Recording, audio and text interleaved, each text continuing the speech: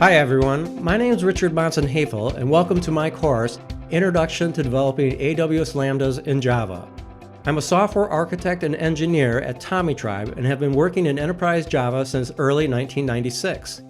In serverless cloud computing, AWS is the undisputed leader. It was the first, in 2014, to introduce the concept of functions as a service when it launched AWS Lambda. This course is a quick introduction to AWS Lambda development in Java.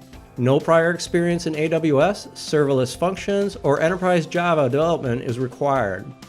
We get started immediately with creating and configuring your free AWS development account and installing and using the Eclipse IDE with the AWS Toolkit plugin for easy command-line free development.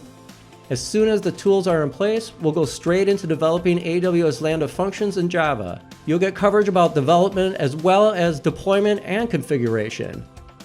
By the end of this course, you'll know exactly how to develop and deploy AWS Lambda functions in Java.